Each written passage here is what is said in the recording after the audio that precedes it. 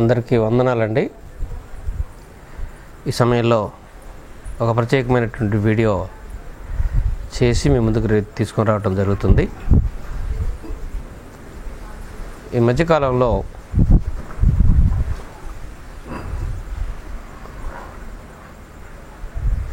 Social మీడియాలో మాట్లాడే బోధకులు ఎవరికిష్టం వచ్చినట్టు వాళ్ళు బోధలు చేయగా మనం చూస్తున్నాం.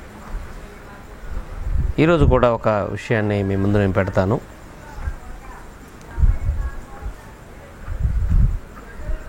డిజైర్ ఆఫ్ క్రైస్ట్, వెట్టపాలెం వీరుడు, ఏరవాబు అసలు పేరు జేమ్స్ అలియాస్ జేమ్స్, మీ అందరికీ తెలుసు. ఈ సోదరుడు మరి ఒక ప్రసంగం మాట్లాడాడు, దానిపై ఈరోజు కౌంటర్ నేను మాట్లాడుతున్నాను. ఇది మాట్లాడి సుమారు 2 నెలలు అవుతుంది. 2 నెలల క్రితం ఈ యొక్క సందేశాన్ని మాట్లాడాడు. ఏం మాట్లాడాడు అంటే, సినిమా సింగర్స్తో దేవుని పాటలు పాడించకూడదు అనేది ఈయన మాట్లాడినటువంటి సందేశం. ఎవరితో పాడించకూడదట? సినిమా సింగర్స్తో. సినిమా సింగర్లతో పాడించకూడదు. దేవుని పాటలు దేవుని నమ్మిన వారు తప్ప ఎవరు పాడకూడదు అనేది ఇతని యొక్క వాదన. ఇది ఎంతవరకు నిజం?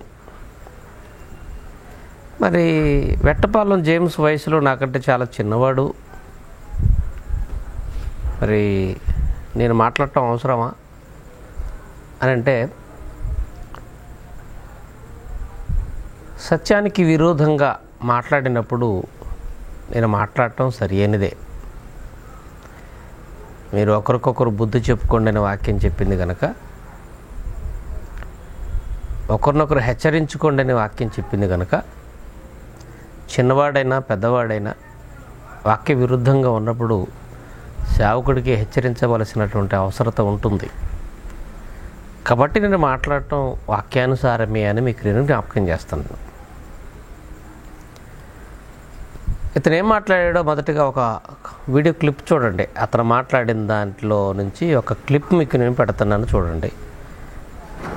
ఇది చూసిన తర్వాత బైబిల్ వివరణలోనికి నేను మిమ్మల్ని తీసుకెళ్తాను. ఒకసారి చూడండి.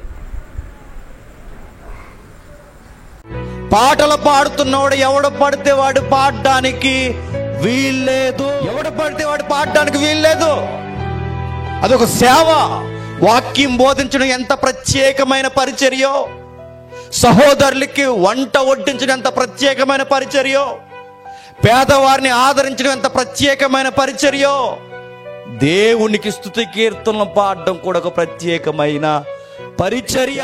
పడితే వారిని తీసుకొచ్చి బాగా పాడతాడండి, పాడించండి అంటే దేవునికి ఇంపు కదట, అసహ్యం. సినిమా పాటలు పాడుతున్నవాడు దేవుని కీర్తనలు పాడడానికి వీల్లేదు. దేవుని విశ్వాసులు, దేవుని పిల్లలు తప్ప ఇక ఎవ్వరు దేవుని పాటలు మారు మనసు లేని వారు పాడడానికి వీల్లేదు. ఈరోజు కీర్తనలు ఎవరు పాడుతున్నారని అడుగుతున్నా. ఎవరు పాడుతున్నారు సంఘాల్లో కీర్తనలు? ఎవరు పాడుతున్నారు ఈరోజు కీర్తన? మరలా అడుగుతున్నా, ఎవడు పడితే వాడు పాడడానికి కీర్తన ఒప్పుకోడా దేవుడు అంటే? ఒప్పుకోడు. ఎక్కడెక్కడో సినిమాల్లోనూ సీరియల్లోనూ స్టేజ్ షోల మీద పాడినోని ఈరోజు పాటలు పాడిస్తాం. సబవా ఇదే?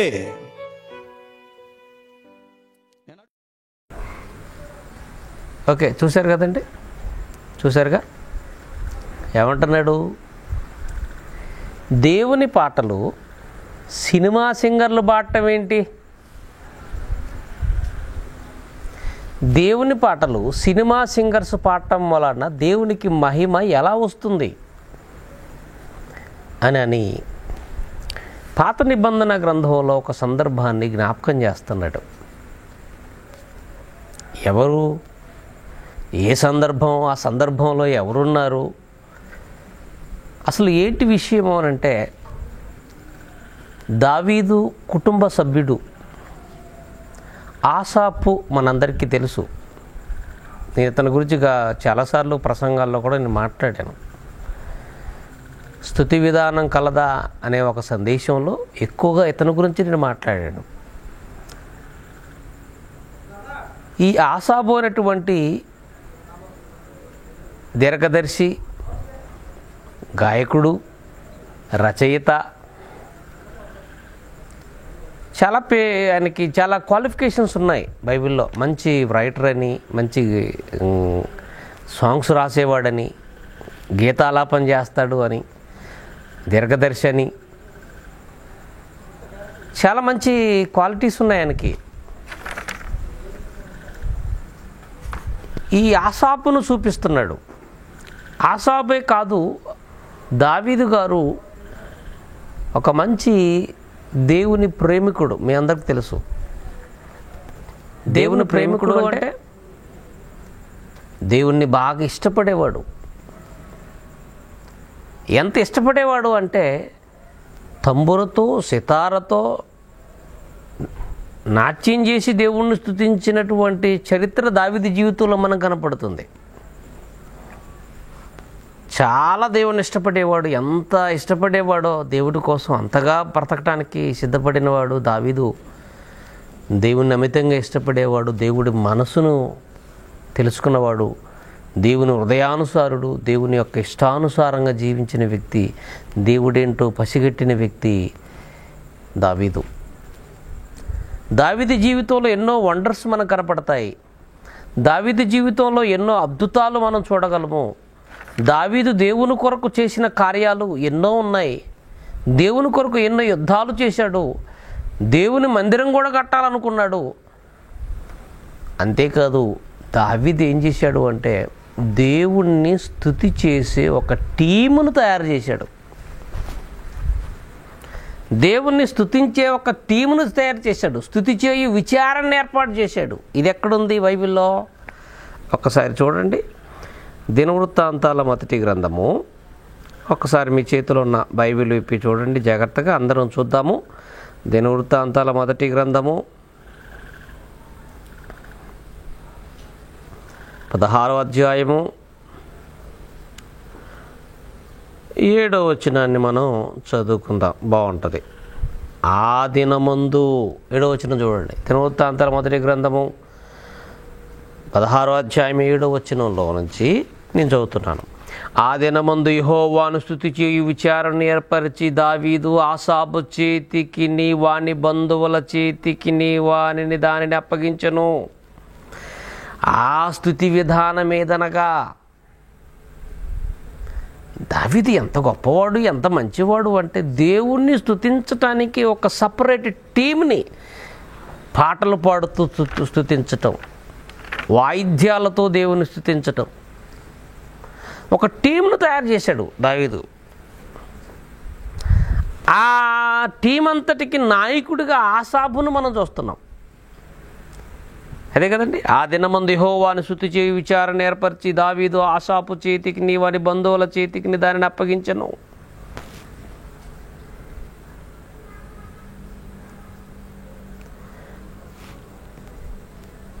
దేవుణ్ణి వాళ్ళు ఎలా స్తుతి చేయాలో, దేవుణ్ణి ఎలా వారు నిత్యం స్తుతించుచూ ఉండాలో ఒక విభాగాన్ని ఏర్పాటు చేశాడు.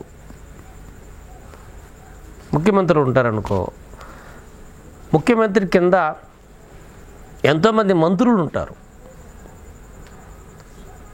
తన క్యాబినెట్లో చాలామంది మంత్రులు ఉంటారు. ఎవరు ఉండాలన్నది ముఖ్యమంత్రి గారి యొక్క నిర్ణయం. అది ఆయన ఇష్టం. తన క్యాబినెట్ని ఎవరిని పెట్టుకోవాలన్నది ఫైనల్ నిర్ణయం ఎవరిది అంటే ముఖ్యమంత్రిదే. ఎన్నో శాఖలు ఉంటాయి. ఆ శాఖలకి మంత్రులను పెట్టుకుంటాడు. దావీదు గారు కూడా రాజుగా ఉన్నాడు కనుక,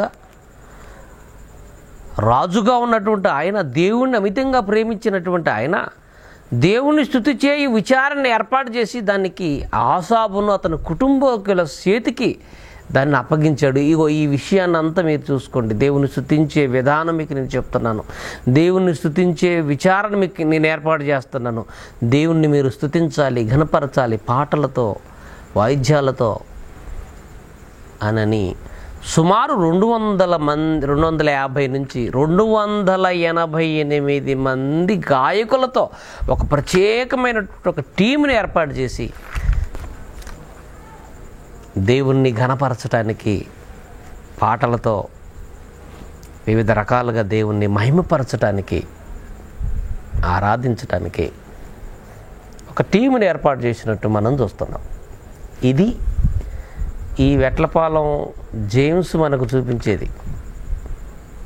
ఏమండి, సినిమా పాటలు పాడేవారు దేవుని పాటలు పాడకూడదని చెప్పటానికి క్రీస్తుకు పూర్వం 1000 సంవత్సరాల కాలంలో, దావీదు కాలంలో ఆయనతో సమకాలికులుగా ఉన్నటువంటి వారు తన సైన్యంలో, తన రాజ్యంలో ఉన్నటువంటి వారిని ఏ విధంగా అయితే స్తుతి చేయి విచారణ ఏర్పరిచి వారి చేతికి అప్పగించాడో, అందులో ఆసాబైనటువంటి ఒక ఆయన ఉన్నాడు. అతనికి ఎన్ని క్వాలిటీస్ ఉన్నాయి, అతని చేతికి, అతని కుటుంబీకుల చేతికి అప్పగించాడు. కాబట్టి పాటలు పాడేవారు ప్రత్యేకంగా ఉండాలి, దేవుని స్తుతించేవారు ప్రత్యేకంగా ఉండాలి. కాబట్టి ఆసాబు లాంటి గాయకులుగా, ఆసాబు లాంటి రచయితలుగా, ఆసాబు లాంటి రైటర్ కలిగిన వారు, పరిశుద్ధమైన జీవితం కలిగిన వారు మాత్రమే దేవుణ్ణి పాడటానికి, దేవునికి పాటలు పాడటానికి యోగ్యులు. మిగతా ఎవ్వరు కూడా పాటలు పాడటానికి యోగ్యులు కాదు అని కొత్త నిబంధనలు ఏమన్నా సందర్భాలు చూపించాడా అంటే అది లేదు. పౌలు గారు పత్రికల్లో నుంచి ఏమన్నా చూపించాడంటే అది లేదు. కొన్ని ప్రభువారు ఏమైనా చెప్పినవి చూపించాడా 4 సువార్తలు అంటే అది లేదు. క్రీస్తుకు పూర్వం 1000 సంవత్సరాల కాలంలో జరిగినటువంటి ఒక సంఘటన, ఒక దావీదు జీవితంలో దేవుడి మీద ప్రేమతో ఆయన చేసినటువంటి కార్యాలలో ఒకదాన్ని ముందు చూపించి ఆ కాలం నుంచి ఈ కాలానికి తీసుకొచ్చేసి ఇప్పుడు మనకి ఆపాదిస్తూ ఇప్పుడు సినిమా సింగర్స్ పాడటానికి లేదు అని అంటున్నాడు. నేను ఒక క్వశ్చన్ వేస్తాను, అప్పుడు ఉన్నారా సినిమా సింగర్స్? అన్నారా? దేవుని నమ్మని వారు ఉండొచ్చు, దేవుని నమ్మని వారు ఉండొచ్చు. అప్పుడు ఇప్పుడున్నటువంటి వాతావరణ పరిస్థితులు అప్పుడు ఉన్నాయా?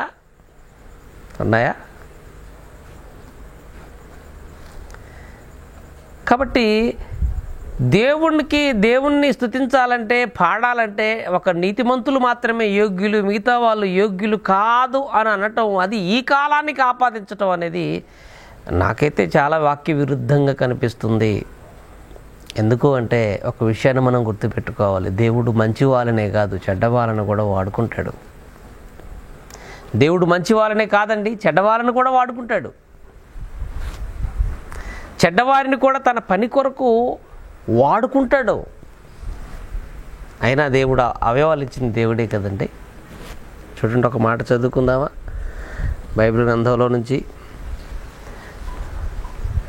ఒక మాట మనం చదువుకుందాం. చూడండి, మొదటిగా రోమపత్రిక చదువుకుందాం. 6వ అధ్యాయం 13వ వచనం చదువుకుందాం. రోమీయులకు రాసిన పత్రిక 6వ అధ్యాయము 13వ వచనాన్ని మనం జాగ్రత్తగా చూస్తుంటే, మరియు మీ అవయవములను దుర్నీతి సాధనములుగా పాపమునకు అప్పగించకండి. తర్వాత కింది లైన్లో, మీ అవయవములను నీతి సాధనాలుగా దేవునికి అప్పగించండి. ఏమండి, అవయవాలు ఇచ్చింది ఎవరు? దేవుడికి శరీరం అంటే ఎంత ఇష్టం, ఈ దేహం అంటే ఎంత ఇష్టం, ఈ దేహంలో ఉన్న అవయవాలంటే దేవుడికి ఎంత ఇష్టం. ఇవన్నీ నిర్మించుకుంది ఎవరు? తల్లి గర్భంలో ఉన్నప్పుడు ఈ కళ్ళు ఎవరు నిర్మించుకున్నారు? ఈ నోటిని ఎవరు నిర్మించుకున్నారు? ఈ చెవులు ఎవరు నిర్మించుకున్నారు? ఈ చేతులు ఎవరు నిర్మించుకున్నారు? ఇంత చక్కని స్వరం మనకి ఇచ్చింది ఎవరు? ఇంత చక్కని రూపం ఇచ్చింది ఎవరు? దేవుడు కాదా? దేవుడే కదండి మనకి ఇవన్నిటిని ఇచ్చింది. మీ దేహము దేవుని వలన మీకు అనుగ్రహించబడి, మీ దేహము దేవుని వలన మీకు అనుగ్రహించబడి. కొరింథీయులకు రాసిన మొదటి పత్రిక 3వ అధ్యాయం 6వ వచనం, 6వ అధ్యాయంలో కూడా ఉంటుంది. మీ దేహము దేవుని వలన మీకు అనుగ్రహించబడి. ఇది ఎవరిచ్చారు అంటే దేవుడిచ్చాడు. ఎందుకు ఇచ్చాడు? కొరింథీయులకు రాసిన మొదటి పత్రిక 12వ అధ్యాయము. కొరింథీయులకు రాసిన మొదటి పత్రిక 12వ అధ్యాయము 18వ వచనం మనం చూస్తుంటే 18వ వచనం మనం చూస్తుంటే, అయితే దేవుడు అవయవముల్లో ప్రతిదానిని తన చిత్త ప్రకారము శరీరములో ఉంచెను. అయితే దేవుడు అవయవములలో ప్రతిదానిని,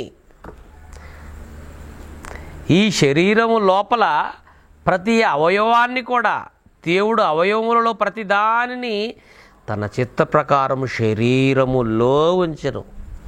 ఈ హ్యూమన్ బాడీలో ఉన్న అవయవాలన్నీ తన చిత్త ప్రకారం, ఈ కళ్ళు తన చిత్త ప్రకారం ఉపయోగపడతాయని ఇచ్చాడు. ఈ చేతులు తన పని చేయాలని ఇచ్చాడు. ఈ నోరు తన గూర్చి మాట్లాడాలని ఇచ్చాడు. ఈ నాలుక తన గూర్చి పాడాలని ఇచ్చాడు. ఈ కళ్ళు తన మాటలు వాక్యాన్ని చూడాలని ఇచ్చాడు. ఈ చెవులు తన మాటలు వినాలని ఇచ్చాడు. శరీరంలో ఉన్న ప్రతి అవయవం కూడా దేవుడు తన చిత్త ప్రకారం దేవుడు మన దేహంలో పెట్టాడు.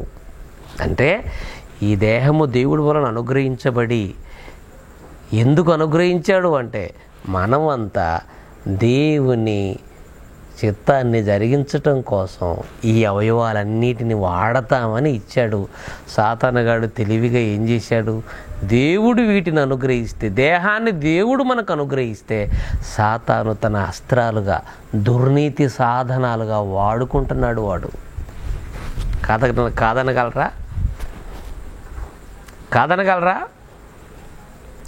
దేవుడు నీతి సాధనాలుగా ఉపయోగపడతాయని దేవుడు చక్కని అవయవాలన్నిటిని మనకిస్తే, వీటన్నిటిని దుర్నీతి సాధనాలుగా వాడు వాడుతున్నాడు, మారణాయుధాలుగా వాడుతున్నాడు. కాబట్టి అతను సినిమా సింగర్ అయినా, నమ్మినవాడైనా, నమ్మకపోయిన వాడైనా, ఎవరైనా అతనికి ఆ దేహం ఇచ్చింది దేవుడు, ఆ గాత్రాన్ని పెట్టింది దేవుడు, ఆ చక్కని మధురమైన స్వరాన్ని పెట్టింది దేవుడు. ఎందుకు అంత చక్కని స్వరం పెట్టాడు? ఎందుకు పెట్టాడు? తన కోసం, తన మహిమ కోసం, తన కోసం వాడతామని ఇచ్చాడు, పెట్టాడు. ఆలోచించండి. తన మహిమ కోసం వాడతామని పెట్టాడండి. పాడాలి, మనమంతా దేవుణ్ణి స్తుతించాలి, ఘనపరచాలి.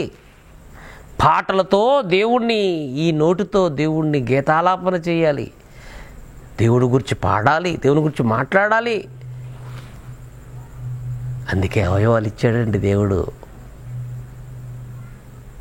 అవయవాలు ఇచ్చాడండి దేవుడు, తన చిత్త ప్రకారం ఇచ్చాడండి. అందుకని ఏమంటున్నాడు? రోమపత్రిక 12వ అధ్యాయం 1వ వచనంలో మనం చూస్తుంటే, రోమీయులకు రాసిన పత్రిక 12వ అధ్యాయము 1వ వచనం, కాబట్టి సహోదరులారా, పరిశుద్ధమును దేవునికి అనుకూలమైనటువంటి సజీవ యాగముగా మీ శరీరములను ఆయనకు సమర్పించవలనని దేవుని వాక్యాలను బట్టి మిమ్మల్ని బ్రతిమలాడుకొనుచున్నాను. ఇట్టి సేవ మీకు యుక్తమైనది. దేవుని నమ్మని వారంటే ఈ దేహాన్ని దేవుడికి సమర్పించలేకపోతున్నారు. కానీ క్రైస్తవులైన మనల్ని ఏమన్నాడు తెలుసా? సజీవ యాగంగా దేవుడికి ఇచ్చేసేయండి. నీ ఆస్తి ఎందుకు? నీ ఆస్తి కంటే నీ దేహం దేవుడికి సజీవంగా ఇచ్చేయటం ఆయనకి అన్నిటికంటే విలువైంది. నీ దేహాన్ని దేవుడికి సమర్పించేయటం, నీ ఆస్తి ఇవ్వటం కంటే గొప్ప పని తెలుసా? నీ జీవితంలో ఎన్ని ఇచ్చినా దేవుడికి అన్నిటికంటే విలువైనది ఏమిటి అంటే నీ దేహాన్ని దేవుడికి సజీవంగా ఇచ్చేయటం. దేవునికి అనుకూలమైనది అది. ఇట్టి సేవ మీకు యుక్తమైనది అన్నాడంటే దేవునికి సజీవంగా ఈ దేహం ఇవ్వటం ఎంత మంచిది, ఎంత మంచి పని. కాబట్టి దేవుడు ఆలోచిస్తున్నాడు, ఏమని? అందరి దేహాలు నాకు కావాలి అని. ఈ దేహం దేవుని ఇల్లు, దేవుడిచ్చిన అవయవాలు ఇవన్నీ, ఇవి దేవుని కోసం ఉపయోగపడాలని ఇంత చక్కని దేహాన్ని దేవుడు మనకిస్తే దీన్ని సాతానుగాడు దుర్నీతి సాధనాలుగా వాడుతున్నాడండి. దేవుడు చక్కని స్వరాన్ని ఇస్తే దుర్నీతి సాధనాలుగా, బూతు మాటలు మాట్లాడటానికి, బూతులు పాడటానికి పనికి మాలిన కుళ్ళు చోకులు వేయటానికి, సెటైర్లు వేయటానికి దేవుడిచ్చిన ఈ నోటిని వాడుతున్నారంటే నీకు ఇచ్చిన ఈ నోరు దుర్నీతి సాధనంగా వాడుతున్నావని అర్థం. నీ చూపులు బాగోలేదు, నీ మాట బాగోలేదు, నీ నడక బాగోలేదు, నీ చేతలు బాగోలేదు, ఏమీ బాగోలేదు నీ జీవితంలో, ఏమీ బాగోలేదు అంటే నీ అవయవాలన్నీ, నీ జీవితం అంతా దుర్నీతి సాధనంగా వాడేస్తున్నాడు సాతానుగాడు. కానీ దేవుడు ఏం కోరుకున్నాడు? సజీవ యాగంగా, నీతి సాధనాలుగా మీ దేహాన్ని, మీ దేహంలోని అవయవాలని వాడండి, సజీవ యాగంగా నాకు ఇచ్చేయండి అన్నాడు తండ్రి. ఎంత మంచివాడండి నిజంగా దేవుడు, ఎంత మంచివాడండి దేవుడు. ఎన్ని ఆలోచనలు ఉన్నాయండి దేహాన్ని ఇవ్వటం వెనకాల దేవుడికి. ఎంత పిచ్చివాడు దేవుడు అంటే నాకు అప్పుడప్పుడు అనిపిస్తుందండి బైబిల్ చదువుతున్నాం, దేవుడు నిజంగా మన మీద పిచ్చి ప్రేమ పెంచుకున్నాడు, పిచ్చోడేమో అనిపిస్తుందండి, పిచ్చోడేమో అనిపిస్తుందండి. దేవుడు మన మీద ఉన్నటువంటి ఆ ప్రేమ చూస్తుంటే పిచ్చి ప్రేమ అనిపిస్తుంది. పిచ్చోడు ప్రేమ ఏ విధంగా అయితే పిచ్చివాడు ప్రేమించినట్టుగా ప్రేమించాడు దేవుడు మనల్ని. పిచ్చి ప్రేమ మన మీద అనిపిస్తుంటుందండి. ఎందుకు? కీర్తన గ్రంథం 139లో మనం చదువుకున్నాం కదండి చాలాసార్లు. 139లో ఏమని? నా దినములలో ఒకటైనను కాక మునిపే నీ గ్రంథములో నా దినాలను రాసుకున్నావు, అవయవాలు రోజు రోజు నిర్మించబడుచుండగా వాటన్నిటి నీ గ్రంథంలో రాసుకున్నాడు, దేవుడు రాసుకున్నాడు అని దావీదు గారు అన్నాడు కదండి. అంటే ఏ రోజు తల్లి గర్భంలో ఎంత ప్రోగ్రెస్ జరుగుతుందో, అవయవాల నిర్మాణంలో ఎంత ప్రోగ్రెస్ జరుగుతుందో అంత రాసుకున్నాడండి దేవుడు. అంత పిచ్చండి మన మీద దేవుడికి. ఎందుకు రాసుకుంటాడు చెప్పండి? చెవులు నిర్మాణం అవుతుంటే ఎంత ప్రోగ్రెస్ ఉందో ఎందుకు రాసుకున్నాడు? నోరు నిర్మాణం అవుతుంటే ఎంత ప్రోగ్రెస్ ఉందో ఎందుకు రాసుకున్నాడు? ఏమంటే ఈ కన్ను నిర్మాణం అవుతుంటే ఎంత ప్రోగ్రెస్ అవుతుందో ఎందుకు రాసుకుంటున్నాడు? చేతులు నిర్మిస్తుంటే ఈ అవయవ ప్రోగ్రామ్ అంతా, ఆ ప్రోగ్రెస్ అంతా ఎందుకు రాసుకున్నాడు అంటే అవి తనకు ఉపయోగపడతాయని దేవుడికి జ్ఞాపకం వచ్చి, అవి దేవుడికి ఎలా ఉపయోగపడతాయో అవంతా మనసులోకి తెచ్చుకొని దేవుడు రాసుకుంటాడు. ఈరోజు నా కుమారుడికి ఇది వచ్చింది. ఎంత పిచ్చోడండి నిజంగా దేవుడు. పిచ్చి ప్రేమ నేనంటే దేవుడికి, నీ దేహం అంటే అంత ఇష్టం ఆయనకి. అందుకే నీతి సాధనాలుగా దీన్ని వాడండి, దుర్నీతి సాధనాలుగా వాడమాకండి దయచేసి. ఇవన్నీ మీకు ఎందుకు ఇప్పుడు జ్ఞాపకం చేస్తున్నాను? ఈరోజు సింగర్స్ అనేవారు వారికి దేవుడిచ్చినటువంటి ఆ చక్కని స్వరాన్ని దుర్నీతి సాధనాలుగా, సాతానికి అస్త్రాలుగా వాడుతున్నాడు. మరి వాళ్ళతో పాడించటం తప్పంటారా? దేవుని పనికి వాడుకోవటం తప్పంటారా? దేవుని కోసం వాడటం తప్పంటారా? అలా వాడటం తప్పైతే రాహాబ్ అనే వేశ్య వేగుల వారిని ఇంట్లో చేర్చుకున్నప్పుడు మరి ఆవిడ కూడా మంచిది కాదు కదా, వేశ్యే కదా. మరి ఇంట్లో చేర్చుకునే కార్యం కూడా దేవుడు తిరస్కరించాలి. నువ్వు చెడ్డదానివి, నువ్వు మంచి పని చేస్తే నీకు కుదరదు నాకు అని అనాలిగా దేవుడు. అంటే ఒక మంచి పని మంచివాడే చేయాలా, చెడ్డవాడు చేయకూడదా? ఒక మంచి పని మంచివాడే చేయాలా, చెడ్డవాడు చేయకూడదా? చెడ్డవాడు చేయకూడదని ఎక్కడుంది? పోని చెడ్డవాడు పాడకూడదు దేవుడి కోసమని ఎక్కడుందో చూపించు. పోని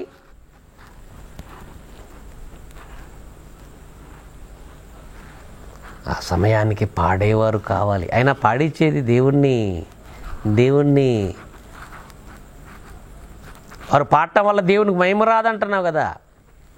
పాడించేది అందరి కోసం, ఎందుకంటే వాళ్ళు పాడితే అందరూ వింటారు. లిరిక్స్ దేవుడివి, దేవుని వాక్యంలో ఉన్నాయి కదండి లిరిక్స్ అండి. అతను పాడటం వలన అందరూ వింటారు. తద్వారా దేవుడికి మహిమ వస్తుందా రాదా?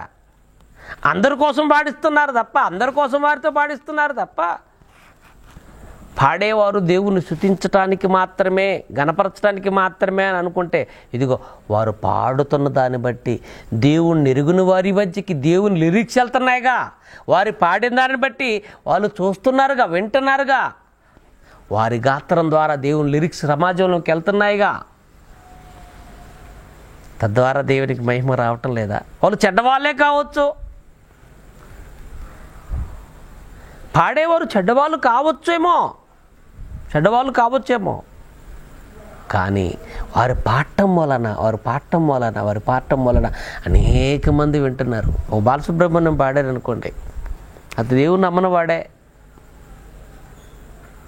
మొన్న చనిపోయాడు కదండి, ఆయన దేవుని నమ్మలేదు.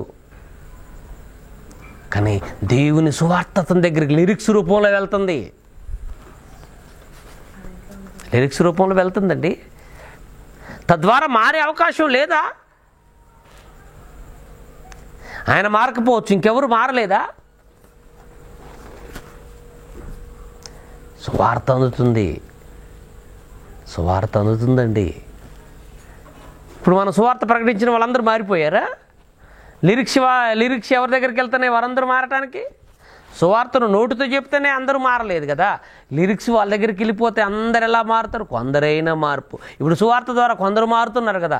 లిరిక్స్ రూపంలో వారి దగ్గరికి వాక్యం వెళ్ళినప్పుడు వారిలో కొందరైనా చెల్లిస్తున్నారు, కొందరైనా మారుతున్నారు. కాబట్టి ప్రియమైన దేవుని పిల్లలారా, ఒక మంచి పని మంచివాడే కాదు, చెడ్డవాడు కూడా చేయవచ్చు. తప్పేమీ లేదండి. చూడండి, ఒక మంచి మాట, నిజంగా అండి దేవుడు ఆశ్చర్యాన్ని కలిగించే ఒక మంచి మాట బైబిల్ గ్రంథంలో రాయబడి ఉంది. అది మనం చదువుకుందాం ఈ సమయంలో. చూద్దామా? ప్రసంగి గ్రంథము 2వ అధ్యాయము 26వ వచనం నేను చదువుతున్నాను, చూడండి మీరు. 26వ వచనం, ప్రసంగి గ్రంథం 2వ అధ్యాయం 26వ వచనం. ఏలయనగా దైవ దృష్టికి మంచివాడుగా నుండువానికి దేవుడు జ్ఞానమును, తెలివియు, ఆనందమును అనుగ్రహించును. ఏలయనగా దేవుని దృష్టికి మంచివాడుగా ఉండువానికి దేవుడు జ్ఞానమును, తెలివిని, ఆనందమును అనుగ్రహించును. అయితే దైవ దృష్టికి ఇష్టుడు కానివాడు, దైవ దృష్టికి ఇష్టుడగువానికి ఇచ్చుటకై ప్రయాసపడు పోగు చేయు పనిని ఆయన పాపాత్ములకు నిర్ణయించాడు అంటున్నారు. చూడండి, పాపాత్ములకు నిర్ణయించాడు దేవుడు. ఏమి నిర్ణయించాడు? పాపాత్ములకి ఏమి నిర్ణయించాడు? దైవ దృష్టికి ఇష్టుడగువానికి ఇచ్చుటకై, దైవ దృష్టికి ఇష్టుడగువానికి ఇచ్చుటకై ప్రయాసపడి పోగు చేయు పనిని ఆయన పాపాత్ములకు నిర్ణయించి ఉన్నాడు. దైవ దృష్టికి ఇష్టుడైన వానికి దేవుడు ఎన్నో సమకూర్చాలనుకున్నాడు. అది పాపుల ద్వారా సమకూరుస్తున్నాడట. పాపుల ద్వారా ఆడు పాడాలి, ఆడు గొంతు పెట్టాడు. దైవ దృష్టికి ఇష్టుడైన వాడి దగ్గరికి వచ్చి వాడు పాడాలి. తద్వారా దేవుణ్ణి గొప్ప చేయటానికి, గణపరచడానికి నీతిమంతుడు అతని గొంతును వాడుకోవాలి. దేవుని మహిమ కొరకు అతను పాడాలి. అఫ్కోర్స్ అతను ఒకవేళ పాప అయితే కావచ్చు, నీతిమంతుడు కాకపోయి ఉండొచ్చు. కానీ దేవుడు అంటున్నాడు, దేవుని దృష్టికి ఇష్టుడైన వానికి ఇవ్వటానికి పోగు చేయటానికి ఇవ్వటానికి పాపులు ఎంతో కష్టపడి పోగు చేసినదంతా ఇది దైవ దృష్టికి ఇష్టుడైన వానికి ఇవ్వటానికే పోగు చేస్తున్నారట. అవునా? ఈరోజు ఎంతోమంది చూడండి, ఎంతోమంది శాస్త్రవేత్తలు అంటే ఎన్నో పరిశోధనలు చేస్తున్నారు, ఎన్నో వెలుగులను తీసుకొస్తున్నారు. ఒక సెల్ ఫోన్ వాడుతున్నావే, ఆ సెల్ ఫోన్ ద్వారా సువార్త ప్రకటిస్తున్నావే, నీ వాక్యం నీ ప్రసంగాలని షేర్ చేస్తున్నావే, ఆ సెల్ ఫోన్ ఎవరు కనిపెట్టారు? పాపి దేవుని నమ్మని వారే కనిపెట్టారు. దేవుని నమ్మని వారే కనిపెట్టారండి. నువ్వు వాడుతున్న సెల్ ఫోన్, నువ్వు సభల్లో మాట్లాడుతున్నావు మైక్, అది కూడా సువార్త ప్రకటిస్తుందిగా. నువ్వు మాట్లాడే వాయిస్ని పెద్దగా చేసి వినిపిస్తుందిగా. నువ్వు మాట్లాడుతున్న మాటల్లో వర్డ్స్ దేవుని అయితే వాయిస్ నీదిగా, వాయిస్ని గొప్ప చేసి పెద్దగా వినిపిస్తుందిగా. అదెవరు తయారు చేశారు? పాపులుగా ఉన్న వారేగా ప్రయాసపడింది. దేవుని నమ్మని వారే కదా ప్రయాసపడింది. మరి అది వాడుకోవచ్చా? నువ్వు మాట్లాడుతున్నప్పుడు శబ్దయంత్రం నీ వాయిస్ని పెద్దగా చేసి సమాజానికి, చుట్టూన్న వారికి అందరికి వినిపించాలిగా. అది ఏమండి, ఏదైనా తీసుకెళ్ళేసి నవరాత్రి ఉత్సవాలకు పెడితే సౌండ్ సిస్టమ్ నవరాత్రి ఉత్సవాలకు సంబంధించిన పాటలన్నీ వినిపిస్తుంది. నీ దగ్గర వచ్చి నువ్వు మాట్లాడుతున్నప్పుడు నీ సభల్లో పెట్టేస్తే నువ్వు మాట్లాడిన మాటలు వినిపిస్తుంది. దానికి ఏం తెలుసు? మనకులాకి విచక్షణ జ్ఞానం లేదు కదా. దాని డ్యూటీ ఏంటి? ఏ వాయిస్ ఇచ్చినా శబ్దాన్ని బయటికి పెద్దగా చేసి వినిపించటమే దాని డ్యూటీ. మరి అలాంటప్పుడు అవి కూడా తప్పేగా. నువ్వు వాడుతున్న సెల్ ఫోను దేవుని ఎరిగిన వారు సృష్టించిందే. నువ్వు మాట్లాడుతున్న మైకు దేవుడు నమ్మన వారు సృష్టించిందే. నువ్వు నిలబడి మాట్లాడుతున్న స్టేజి అది దేవుని ఎరిగిన వారు సృష్టించిందే.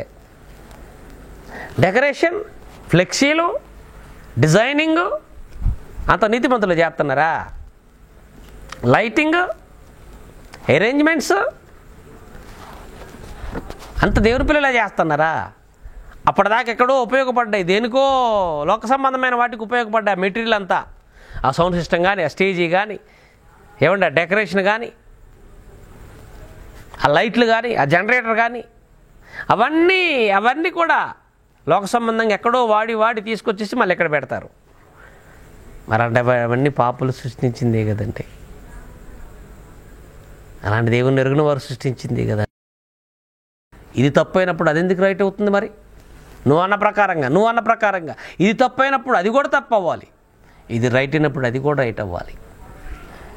అయినా ఇక్కడ దేవుని మహిమ కొరకు వాడబడటం అనేది ముఖ్యం. అది ఎవరి ద్వారా వస్తుంది అనేది కాదు. అదేంటండి పాపులు కదండి, వాళ్ళు పాపులు కదండి అని అంటావా? పాపులు అని అంటావా? అఫ్కోర్స్ అయితే ఉండొచ్చు, ఎవరు కదన్నారు? పాపులైతే మాత్రం దేవుడి దగ్గరకు రాకూడదా? పాపులైతే మాత్రం దేవుని గురించి పాడకూడదా? పాపులైతే మాత్రానికి ఏమంటే దేవుని గురించి పాడి ఆయన్ని గొప్ప చేయకూడదా? అలా అనుకున్నప్పుడు జక్క ఇంటికి ఎందుకు వెళ్ళాడు ప్రభువారు? ఆ రోజు నీకులాగానే శనిగారు కదా. ఏదో ఆశ పుట్టింది చూడాలని మేడి చెట్టు ఎక్కాడు, కూర్చున్నాడు. ప్రభు ఆ దగ్గర అక్కడికే వచ్చాడు, చూశాడు. జక్కయ్య దిగిరా, నీ ఇంట్లో ఉండాలంటే చుట్టూ అందరూ పాపలు ఇంట్లో బస చేయించున్నాడు ఏంది అన్నారు. ఇప్పుడు నువ్వు అన్నట్టే పాపులతో పాటించటం ఏంటి అని అన్నట్టు పాపుల ఇంట బస చేయటం ఏంటి అని అన్నారు అయ్యాల. ఇప్పుడు ఆయనకు కావాల్సింది పోపులు కాదయ్యా, పాపులు కావాలయ్యా ఆయనకి. ఒకప్పుడు దేవుడు సమస్తం కూడా ఇచ్చేటప్పుడు అర్పణగానే ఏదైనా సరే పవిత్రమైన దాన్ని తీసుకొచ్చి ఇవ్వమన్నాడు. ఇప్పుడు ఆయనకి అర్పణగా పాపులను ఇవ్వమంటున్నాడు. పాపుల కొరకు వచ్చాడు ఈ లోకానికి, పాపులను ఇవ్వమంటున్నాడు. కాబట్టి మనిషి పాపాన్ని ద్వేషించాలి తప్ప మనిషిని కాదు ద్వేషించవలసిందే. ఆయన దేవుడు పెట్టిన గాత్రమే అది. దేవుడు పెట్టిన గాత్రమే అందమైన గానం దేవుడు ఇచ్చాడు గనుక వచ్చింది. జ్ఞానికి తన జ్ఞానమును బట్టి అతిశయించకూడదు, సూర్యుడు తన శౌర్యమును బట్టి అతిశయించకూడదు, ధనవంతుడు తనకున్న ధనాన్ని బట్టి అతిశయించకూడదు. అతిశయించేవాడు ప్రభువునందు అతిశయించాలని ఇర్మీయా గ్రంథం 9వ అధ్యాయం 23 నుంచి దేవుడు చెప్తున్న మాటలను చదవలేదా? చెప్పాడుగా దేవుడు. అవన్నీ ఇచ్చింది నేనే. జ్ఞానైనా, ధనవంతుడైనా, వీరుడైనా, సూర్యుడైనా, ఆడు ఎవడైనా సరే ఆ స్థితిని ఇచ్చిన వాడు నేనే. సృష్టికర్త ఆ స్థితిని ఇచ్చాడు అతనికి. కాబట్టి ఆ టాలెంట్ ఇచ్చింది దేవుడే. కాబట్టి దేవుని మహిమ కొరకు వాడి తప్పేంటి? కాబట్టి ఆ రూపంలో దేవుడికి మహిమ రావాలని దేవుడు కోరుకుంటున్నాడు. ఆలోచించండి ప్రియులారా. కాబట్టి మరి పసలేని వాదనలు, అడ్డగోలు మాటలు సమాజానికి మిడిమిడి జ్ఞానంతో బోధిస్తే చివరికి ఇలాగే నాలాటోడు ఎవడో ఒకడు వచ్చి మాట్లాడాల్సిన పరిస్థితి ఏర్పడుతుంది. అన్నీ అవగాహన చేసుకుని మాట్లాడండి. నువ్వు స్టేజ్ మీద నిలబడ్డప్పుడు నీ వేషధారణ ఎలా ఉంటుంది, నీ బిహేవియర్, నీ మాట తీరు ఎలా ఉంటుంది, నీ డైలాగ్స్ డెలివరీ ఎలా ఉంటాయి, నీ యొక్క బిహేవియర్ స్టేజ్ మీద నీ బిహేవియర్ ఎలా ఉంటుంది, ఇవన్నీ ఒకసారి చూసుకో. అంత సినిమా స్టైలే కనపడుతుంది అక్కడ, అంత సినిమా స్టైలే. దాన్ని కూడా వక్రీకరించి మాట్లాడచ్చు. పాస్టర్స్ ఉన్నారు కదా, చక్కగా తెల్ల డ్రెస్ వేసుకొని వచ్చేస్తారు. వాళ్ళు చూడంత వాళ్ళకి వాక్యం పెద్దగా తెలియకపోవచ్చు. చాలామంది సేవకులు ఉంటారు, ఏసన్న గారి మినిస్ట్రీలో ఉంటారు. కొంతమంది ఎప్పుడు చూసిన కిందికి వైట్ వేసుకొని ఉంటారు. స్టేజ్ మీద ఎంత పెద్ద వాళ్ళ మీటింగ్ అయినా అందరు కిందనే కూర్చుంటారు, వరుసగా మోకాల మీదనే కూర్చుంటారు, సిట్టింగ్ అంత కింద. వారిలో ఉన్న వినయం, విధేయత, ఆ దేవుడి మీద చూపించే భయభక్తులు చూస్తుంటే మతిపోద్ది. కానీ నువ్వు స్టేజ్ ఎక్కితే నీ బిల్డప్లు, నీ యొక్క వ్యవహారాన్ని చూస్తుంటే దారుణంగా ఉంటాయి. అంత సినిమా స్టైలే కనపడతా ఉంటుంది. ఎందుకు మళ్ళీ దానికి వెళ్ళి సినిమా సింగర్స్ పాడటానికి అవకాశం లేదని మాట్లాడటం ఎందుకు అంటే, యవనస్తుడు కనుక ఏదో ఒకరోజు చేంజ్ అవుతావు అనే నమ్మకంతో జనాలు నిన్ను భరిస్తున్నారు. నువ్వు మాటని కొంచెం, నీ మాట తీరు యాసగా ఉండటం, నీలో ఉన్నటువంటి ఏదో దేవుడికి ఉపయోగపడుతుందని వాళ్ళు అనుకోవటం నిన్ను ఆదరించడానికి కారణం. అంతే తప్ప సమాజంలో నేను చెప్పేదే రైటు, నాకు తెలిసిందే రైటు అని ఒక విచిత్రమైనటువంటి సందేశాలు తీసుకొని సమాజానికి అందిస్తే మరి ఎవడో ఒకడు బుద్ధి చెప్పక తప్పదు. కాబట్టి మనం పాడాలి, మనమే కాదు అందరూ పాడాలి. రాహాబ్ అనే వేసి ఇంట్లో చేర్చుకుంది ఒక రోజున వారిని. మంచి పని చేయడానికి మంచివాడే చేయాలనుకున్నప్పుడు ఆ రోజు మరి ఆవిడే అవసరమైంది. ఆ రోజు ఆవిడే అవసరమైంది. ఆ రాహాబ్ అనే వేశ్య యొక్క ఇల్లు కోట గోడలు, ఇరుకో కోట గోడలకి పక్కనే ఉండే వేశ్య ఇల్లు అన్నప్పుడు చివరిలోనే ఉండేవట. చరిత్రలో మనం చదువుతుంటే అక్కడికి వెళ్ళిపోయారు తలదాచుకోవడానికి. ఎవరు అవకాశం ఇయ్యలేదు. ఆవిడే అవసరమైంది ఆ రోజు. పాపాత్మురాలైనా, వ్యభిచారంతో కూడుకున్న స్త్రీ అయినా ఆవిడే అవసరమైంది వేగుల వారిని దాచిపెట్టడానికి. ఆవిడ సహాయమైంది ఆ రోజు, సహాయపడింది. ఆ సహాయం వల్లనే వచ్చిన వారు బతికిపోయారు. అందుకని ఆవిడ గురించి యాకోబు పత్రిక 2వ అధ్యాయంలో అద్భుతమైన మాట చెప్పాడండి దేవుడు. యాకోబు పత్రిక 2వ అధ్యాయము ఒకసారి మనం చూస్తుంటే, యాకోబు పత్రిక 2వ అధ్యాయము 25వ వచనం చదువుకుందాం. 25వ వచనం ఏమండి, దేవుడు చూడండి ఏమంటున్నాడు ఇక్కడ. అటువలే రాహాబు అనే వేశ్య కూడా దూతలను చేర్చుకుని వేరొక మార్గమున వారి వెలుపుకు పంపివేయినప్పుడు ఆమె క్రియల మూలంగా నీతిమంతురాలని ఎంచబడింది కదా. అప్పటిదాకా వేశ్య కావాడు చేసిన పనిని బట్టి దేవుడు ఆమెలో విశ్వాసం ఉంది. ఆ దేవుడు ఎంత గొప్పవాడో వీళ్ళు చెబుతుండగా విని, బాబోయ్ అసలు మీ దేవుడు ఎంత గొప్పవాడు, ఎర్ర సముద్ర 2 పాయలు చేశాడట. అవన్నీ విన్నప్పుడు మా గుండెలు పగిలిపోయాయి అని చెప్పేసి వచ్చిన వారికి వేగుల వారు ఆ వేగుల వారితో మాట్లాడిన సందర్భంలో అవన్నీ చెప్తూ దేవుడి మీద నమ్మకాన్ని పెంచుకుంది. ఆ నమ్మకానికి క్రియలు కూడా తోడయ్యాయి. ఆ క్రియలను బట్టి ఇప్పుడు ఆమె వేశ్యగా వచ్చు నీతిమంతురాలు అని విశ్వాస వీరుల జాబితాలో ఆవిడ పేరు దేవుడు చక్కగా రాయించాడు. జాబితాలో పేరు సంపాదించుకుంది ఆవిడే. ఒక మంచి పనికి మంచివాడే చేయాలి, నీతి చెడ్డవాడు చేయకూడదు అని అంటే మరి ఈవిడేంటి చేసింది. కాబట్టి ఆలోచిస్తే అన్ని కోణాల్లో ఆలోచించి మాట్లాడాలా. అనాలోచనగా మాట్లాడితే ఇలాగే దొరికిపోవాల్సిన పరిస్థితి ఏర్పడతాయి. కాబట్టి ఆలోచించండి. కాబట్టి మనమంతా దేవుణ్ణి స్తుతించాలి, గణపరచాలి. దేవుని మందిరంలో పాటలతో మనం స్తుతిస్తుంటాం. సమాజంలోకి వెళ్ళి మన జీవఫలాన్ని మనం అర్పిస్తూ ఉంటాం. ఎలా అర్పిస్తాం? ఆయనే లోకరక్షకుడు, ఆయనే దేవుడు అని ఒప్పుకుంటామండి. హెబ్రీ పత్రిక 13వ అధ్యాయంలో మనం చూస్తుంటే, హెబ్రీయులకు రాసిన పత్రిక 13వ అధ్యాయము 15వ వచనం చూద్దాం.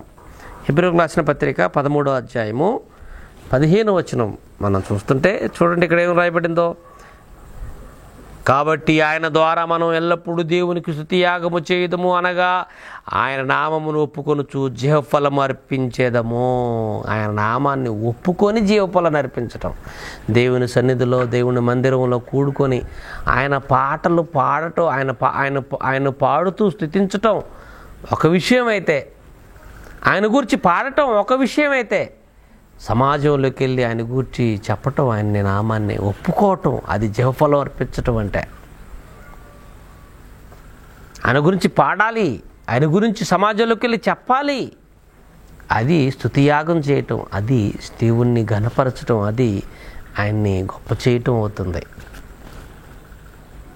కాబట్టి మనం పాడాలి. మనతో పాటు వారిని కూడా పాడే అవకాశం మనం ఇస్తే వాళ్ళు కూడా పాడతారు. ఆ లిరిక్స్ విన్న తర్వాత ఏదో ఒక రోజు మారే అవకాశం కూడా ఉంటుంది. వారు పాడారు కనుక వారి ఫ్యాన్స్ కూడా ఆ పాటలు వింటారు, ఆ లిరిక్స్ సమాజంలోకి వెళ్ళిపోతాయి. మనం పాడితే సంఘం వింటుంది, మనం పాడితే దేవుడు వింటాడు అని అనుకుంటున్నావు కదా. మనం పాడితే దేవుని సమాజంలో పాడితే దేవుడిని గణపరిచినట్టుగా అవుతుంది, ఓకే. మనం పాడితే సంఘం మాత్రమే వింటుంటుంది, ఓకే. దేవుడు వింటాడు, ఓకే. కానీ వాళ్ళు పాడితే సమాజం వింటుంది, దేవుని ఎరుగని సమాజం కూడా. మనం పాడితే దేవుని ఎరుగని సమాజం విందో, ఆ లిరిక్స్ సమాజంలోకి వెళ్ళవు. కాబట్టి 4 గోడల మధ్యకి పరిమితం అయిపోతుంది మన వాయిస్ అయితే. దేవుని కనపరచవచ్చు, ఓకే. కానీ వాళ్ళు పాడితే మనం పాడించేది సమాజం కోసం వారితో పాడిస్తున్నాం. తద్వారా సమాజంలో ఉన్నవారు ఏదో ఒక రోజున ఆ లిరిక్స్, ఆ పాట విని మారి వచ్చిన వాళ్ళు కూడా ఉన్నారు. అలానే క్రైస్తవ సేవకులతో పాడించకూడదు, పాడించవచ్చు. ఎంతమంది లేరు క్రైస్తవులలో కూడా సింగర్స్ ఎంతమంది లేరు. కానీ లోక సంబంధంగా పాడే అంత గొప్పగా ఒక బాలసుబ్రహ్మణ్యం కానీ, ఒక యేసుదాసు కానీ, ఒక మనో కానీ మనం చూస్తున్నాం కదండి. ఈరోజు లేటెస్ట్గా ఎంతోమంది యంగ్ స్టార్స్ కూడా సింగర్స్ వచ్చారు. వారందరూ మనం చూస్తున్నాం. వారు కూడా చక్కగా పాడుతున్నారు, లోక సంబంధమైన పాడుతున్నారు కదా. దేవుని పాటలు పాడే అవకాశం కూడా వస్తుంది. మనో పాడాడు, జాన్సన్ విక్టర్ గారు మనో గారి చేత కూడా పాడించాడు, బాలసుబ్రహ్మణ్యం గారి చేత పాడించాడు, చాలా మందితో పాటించాడు. మా జాయింట్ డైరెక్టర్ గారు కింగ్ జాన్సన్ విక్టర్ గారు, సంగీత సింహ. కాబట్టి ఎంతోమంది పాటలు పాడించి ఆ సమాజంలోనికి దేవుని ఎరుగిన సమాజంలోనికి ఆ పాటలు పంపించడం జరిగింది. తద్వారా దేవునికి మహిమ, ఘనత. మనం పాడితేనే రైట్ అని అనుకుంటే మనం పాడటమే కాదు, లోక సంబంధంగా వాళ్ళు పాడినా కానీ ఎంతో ఘనత వచ్చేస్తుంది. చూడండి, మనం పాడితే వచ్చే దానికంటే డెప్త్ వాళ్ళు పాడితే ఎక్కువ వస్తుంది. ప్రతి పాటకు వాళ్ళు న్యాయం చేయగలరు. మనం ఎలా పాడినా దేవుడు వింటాడు, కానీ వారు పాడితే సమాజం వింటుంది. అందుకే కదా వారు పాడితే సమాజం అంతా వింటదనే కదా పాడించేది. మనుషులు మీ సత్క్రియలను చూసి దేవుణ్ణి మయంపరచునట్లు వారి ఎదుట మీ సత్క్రియలను ప్రకాశింపజేయండి అన్నాడు కదా మత్తయి సువార్త 5:15 దేవుని వాక్యాన్ని వారి ముందుకు తీసుకెళ్ళాలంటే పాటల రూపంలో, స్వార్థ రూపంలో మనం తీసుకెళ్ళగలగాలి. తద్వారా దేవుడికి మహిమ వస్తుంది. ప్రియమైన దేవుని పిల్లలారా, ఆలోచించండి. అందుకనే దేవుడు కొన్ని మాటలు మీకు తెలియజేస్తున్నారు. ఎఫెసీయులకు రాసిన పత్రిక 5:19 మనం చూస్తుంటే, ఎఫెసీయులకు రాసిన పత్రిక 5:19 చూడండి ఏమంటున్నాడు పౌలు గారు. కొత్త నిబంధన సంఘానికి పత్రిక రాస్తూ 5:19 ఏమంటున్నాడు? 5:19 నుంచి ఒకరినొకరు కీర్తనలతోనూ సంగీతములతోనూ ఆత్మ సంబంధమైన పాటలతోనూ హెచ్చరించుచు మీ హృదయంలో ప్రభువును గూర్చి పాడుచూ కీర్తించుచు మన ప్రభు అయిన యేసుక్రీస్తు పేరిట సమస్తమును గూర్చి తండ్రి అయిన దేవునికి ఎల్లప్పుడూ కృతజ్ఞతాస్తుతులు చెల్లించుచు క్రీస్తు నందల భయముతో ఒకరినొకరు లోబడి ఉండండి. సంఘానికి తెలియజేశాడు ఈ మాట. ఒకరినొకరు కీర్తనలతోనూ సంగీతములతోనూ ఆత్మ సంబంధమైన పాటలతోనూ హెచ్చరించుచు. పాటల్లో హెచ్చరిక ఉండాలి, పాటల్లో సువార్త ఉండాలి, పాటల్లో దేవుణ్ణి ఘనపరిచే లిరిక్స్ ఉండాలి. అవన్నీ ఉంటేనే అవి నిజమైన పాటలు అవుతాయి. ప్రభువును గురించి మీ హృదయంలో పాడుచు అన్నాడు. చూడండి, ఇది సంఘానికి తెలియజేశాడు. వారు పాడిన పాటల్ని మనం సంఘంలో పాడుకుంటున్నాం. ఈరోజు ఒక బాలసుబ్రహ్మణ్యం పాడించిన పాట, ఒక దైవ సేవకుడు పాడించిన పాట ఈరోజు మన సంఘంలో పాడుకుంటున్నాం.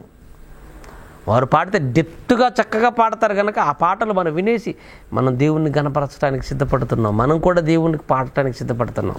అలానే వారు పాడితేనే మనం పాడాలి అని కాదు. ఎక్కువ మంది వారు పాడుతున్నారు, ఎక్కువ మంది వారి చేత పాడిస్తున్నారు కనుక ఆ పాడినటువంటి ఆ పాటలను మనం కూడా సంఘంలో పాడుకుంటున్నాం. వారు పాడని పాటలు కూడా పాడుకుంటున్నాం. హెచ్చరికలతో ప్రభువును గురించి పాడుతున్నాం. ఆదరించే పాటలు, ధైర్యపరిచే పాటలు, హెచ్చరించే పాటలు, ఇవన్నీ పాడుతూనే ఉన్నాం కదండి. కాబట్టి ప్రియమైన దేవుని పిల్లలారా, అలా పాడేవారే పరిశుద్ధులా? వాళ్ళు పరిశుద్ధులు కాకపోవచ్చేమో, మరి పాడే వాళ్ళందరూ పరిశుద్ధులా? పాడే వాళ్ళందరూ పరిశుద్ధులా చెప్పు? పరిశుద్ధులైతేనే పాడాలి. దేవుని ఎరిగిన వారైతేనే దేవుని ఎరిగిన వారు కూడా ఎంత ఘోరంగా ఉన్నారు తెలుసా? ఎంత ఘోరంగా ఉన్నారో తెలుసా? హెచ్కేల్ గ్రంథంలో ఒక మాట చూపిస్తాను నేను. దేవుడు చూడండి ఏమంటున్నాడు, తన ఆవేదన చూడండి ఎలా వ్యక్తం చేస్తున్నాడు. హెచ్కేల్ గ్రంథము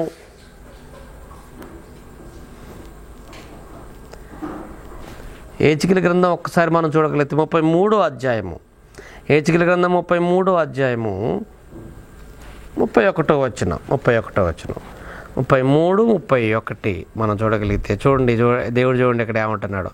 నా జనులు నా రాదగిన విధముగా నేను ఎద్దుకు వచ్చుదురు. ఇప్పుడు దేవుని సన్నిధిలో దేవుని ఎరిగిన వారే పాడాలి, నీతిమంతులే పాడాలని నువ్వు అంటున్నావు కదా. ఇప్పుడు ఆ నీతిమంతుల గురించి దేవుడు, నువ్వు అనుకుంటున్నా నీతిమంతుల గురించి దేవుడు ఏమంటున్నాడు చూడండి. నా జనులు నా జనులు రాదగిన విధముగానే నా యొద్దకు ఒత్తురు కానీ, నా జనులైనట్టుగా నా ఎదుట కూర్చుందురు కానీ, నా మాటలు విందురు కానీ వాటిని అనుసరించి ప్రవర్తించరు. వారు నోటితో ఎంతో ప్రేమను కనపరుచుదురు కానీ వారి హృదయము లాభమును అపేక్షించుచున్నది అని దేవుడు అంటున్నాడు. ఇప్పుడు చెప్పు, నీతిమంతులు పాడకూడదు, అనీతిమంతులు పాడకూడదు, పాపులు పాడకూడదు అని అంటున్నావుగా. సినిమా పాటలు పాడే వాళ్ళందరూ పాపులు కదా నీ దృష్టిలో. సినిమా పాటలు పాడే వాళ్ళందరూ పాపులు కనుక వాళ్ళు పాడకూడదు అంటున్నావు కదా. అసలు దేవుడు అంటున్నాడు వాళ్ళ సంగతి తర్వాత పక్కన పెట్టు, ముందు వీళ్ళు ఎలాంటి వాళ్ళు చెప్తున్నాడు చూడు దేవుడు తన దగ్గర కూర్చున్న వాళ్ళ గురించి. ఏమని చెప్తున్నాడు? వారు నోటి మాటతో నా మీద ఎంతో ప్రేమను కనపరుచుదురు కానీ వారు హృదయము లాభమును అపేక్షించుతున్నది. నా జనులు రాదగిన విధంగానే నా ఎదుటకు వచ్చి నా జనులు అన్నిట్టుగానే నా ఎదుట కూర్చుండి నా మాటలు వింటారు కానీ నన్ను అనుసరించి ప్రవర్తించరు. వారు నోటితో ఎంతో ప్రేమను కనపరుచుదురు. నోటితో ఎంతో ప్రేమను కనపరుచుదురు వారు అన్నాడండి. కానీ వారి హృదయం లాభాన్ని అపేక్షించుతున్నది. ప్రేమించేదన్న అధికముగాను ఎంతో ప్రేమగా పడతారు. నావన్నీ అంగీకరించుము దేవా అంటారు. జేబులో ఉంటే బ్యాంకులో ఉండేది బ్యాంకులోనే ఉంటుంది, అన్నీ ఉండేది ఎక్కడ ఉండే అన్నీ అక్కడే ఉంటాయి. అన్నీ అంగీకరించమని 10 రూపాయల నోటు వేస్తాడు అందులో. ఇవన్నీ దేవుడు తెలియదా ఎవరేంటో? ఇవన్నీ దేవుడు తెలియదా ఎవరేంటో? కాబట్టి ఆయన పాట నీతిమంతులే పాడాలి అని అనుకుంటే మరి ఆయన జనుడే చూడండి ఎలా ఉన్నారని దేవుడు చెప్తున్నాడు. నా జనులు ఎలా ఉన్నారని ఆయనే చెప్తున్నాడుగా, దేవుడే చెప్తున్నాడుగా. ఈ మాట అందరికీ వర్తిస్తుందో అంటే నేను ఖచ్చితంగా చెప్పలేను. అందరికీ వర్తించవచ్చు, వర్తించకపోవచ్చు. కానీ ఎక్కువ శాతం అలాంటి వాళ్ళే కనిపిస్తున్నారుగా సమాజంలో. ఎంతో ప్రేమ నోటితో కనపరుస్తారు కానీ హృదయం లాభం ఉంటుంది. దేవుని మాటలు వింటారు, పట్టించుకోరు. మరి అలాంటి వాళ్ళకంటే ఎరుగును వారే బెటర్ కదా. ఇంకా ఇలాంటివి నటించే వాళ్ళకంటే, ఇలాగ నటిస్తూ జీవించే వారికంటే వాళ్ళు బెటర్గా డబ్బులు ఇచ్చి తీసుకొని చక్కగా పాడుతున్నారు. వాళ్ళు వేషధారులు ఏం కాదుగా, నటించటం లేదు కదా, పాడేందుకు డబ్బులు తీసుకుంటున్నారు. వారు గొంతు అమ్ముకుంటున్నారు. ఒక రకంగా వాళ్ళ యొక్క వృత్తి అది. వృత్తి పాపం ఎలా అవుతుంది? పాడటానికి యోగ్యత లేదంటే వాళ్ళ పని అది, వాళ్ళ డ్యూటీ అది. వారు గొంతును అమ్ముకుంటున్నారు వాళ్ళు. కాబట్టి ప్రియమైన దేవుని పిల్లలారా, దేవుని పాటలు పాడే భక్తులు అందరూ మంచోళ్ళు అన్నట్టు, సినిమా పాటలు పాడే వాళ్ళందరూ చెడ్డవాళ్ళు అన్నట్టు. ఇలాంటి సందేశాలు సమాజంలోకి తీసుకెళ్తే వాళ్ళు ఎలా మారుతారు చెప్పండి? ఎలా మారుతారు చెప్పండి? చాలామంది పాటల ద్వారా, సినిమా వాళ్ళు పాడినటువంటి పాటల ద్వారా కూడా దేవుని నమ్మిన వాళ్ళు ఎంతోమంది ఉన్నారండి. పాటలేమో క్రైస్తవులే పాడాలట, మరి సంగీతం కూడా కొట్టాలి. మరి ఇంకా వాళ్ళే కొట్టాలి. మరి ఇక వాళ్ళు కొట్టే సంగీతంతోనే నడుస్తుందా ప్రపంచం అంతా? వాళ్ళు కొట్టే సంగీతంతోనే నడుస్తుందా? దానికి బ్యాక్గ్రౌండ్ మ్యూజిక్ అంతా, సంగీతం అంతా మళ్ళీ వాళ్ళకి సంబంధించిన వాళ్ళు చేయాలి, ప్రొఫెషనల్గా చేస్తారు వాళ్ళే. ఆ పాట ఆడియో రిలీజ్ అయిన తర్వాత మళ్ళీ వీడియో దానికి యాడ్ చేయాలంటే మళ్ళీ దానికి సంబంధించిన వాడు కూడా మళ్ళీ వాళ్ళే కావాలా. ఇవన్నీ ఆలోచిస్తుంటే ఇది కాదు మనం ఆలోచించాల్సింది. దేవుడి మహిమ కొరకు మనకు దేవుడిచ్చిన తలాంతులు వాడుతున్నామా లేదా? దేవుడి పని కోసం అతడు నీతిమంతుడైనా అనీతిమంతుడైనా అవి వాడుతున్నామా లేదా? ఇది ఆలోచించుకోవాలి తప్ప వేరే రకంగా ఆలోచిస్తే మనం తప్పులో కాలేసిన వారు అవుతాం. ప్రియమైన దేవుని పిల్లలారా, ఆలోచించండి, తప్పులో కాలేసిన వారు అవుతాం. కాబట్టి ఇవన్నీ మరి అర్థం చేసుకుంటారని కోరుతూ, సినిమా సింగర్స్ దేవుని పాటలు పాడటం తప్పేమి కాదు, వారితో పాడించవచ్చు. తద్వారా దేవుడికి మహిమ వస్తుంది. ఆయనకు అర్థం కాలేదేమో మహిమ వస్తుందని, కానీ తద్వారా ఎంతోమంది మారిన వాళ్ళు ఉన్నారు. వాళ్ళు గొంతు నమ్ముకొని పాడుతున్నారు, కానీ అది దేవునికి చక్కగా ఉపయోగపడుతుంది. ఎలాంటి వారిని వాడుకోవడంలో దేవుడు సిద్ధహస్తుడు. దేవుడు మంచి వాళ్ళనే కాదు, చెడ్డ వాళ్ళని కూడా వాడుకుంటాడు. యోబు ఎంత గొప్పవాడో తెలియాలంటే సాతాన్ని ఇప్పుడు వాడుకోవాలి దేవుడు. చూసావా నా కొడుకు సంగతి అన్నాడా? ఓహో అట్లాగా, అయితే ఒకసారి నాకు ఛాన్స్ అని అడిగిందిగా. అంటే సాతాన్ని కూడా అక్కడ అనుమతించి దేవుడు వాడుకున్నాడా లేదా? యోబు ఎంత గొప్పవాడో తెలియాలంటే సాతాను క్యారెక్టర్ అక్కడ ఉండాలా. సాతాన్ని కూడా దేవుడు అస్త్రంగా వాడాలి అక్కడ, యోబులో ఉన్న గొప్పతనం బయటపడాలంటే. కాబట్టి ఇవి మిడిమిడి జ్ఞానం ఉన్న వాళ్ళకి అర్థం కాదు. మిడిమిడి జ్ఞానం ఉన్న వారికి అర్థం కాదు. సాతాన్ని దేవుడు ఎందుకు లోకంలో తిరగనెత్తున్నాడు? ఎందుకు దానికి కాలం ఇచ్చాడు? ఎందుకు మనుషులను శోధించే అవకాశం ఇస్తున్నాడు? ఎందుకు ఇస్తున్నాడు అంటే, ఒరిజినల్ ఏదో డూప్లికేట్ ఏదో తేలాలంటే వాడు ఉండాలా. అలాగే దేవుడు ఎవరినైనా వాడుకోగలడు. అటు మంచి వాళ్ళే కాదు, చెడ్డ వాళ్ళని కూడా వాడుకోగలడు. ఒకరోజు ఫరోను వాడుకోలేదా? తన బలమేంటో చూపించుకోవడానికి వాడుకున్నాడు. అటు చెడ్డోడే, గర్విష్టే, హృదయం కఠినమైన వాడే, కానీ వాడుకున్నాడా లేదా? అలాగే సినిమా సింగర్ కావచ్చు, టెక్నీషియన్, సినిమాలోకి సంబంధమైన వాడు కావచ్చు, వీడియో తీసేవాడు లోక సంబంధమైన కావచ్చు, ఇంకేదైనా కావచ్చు, తన పని కొరకు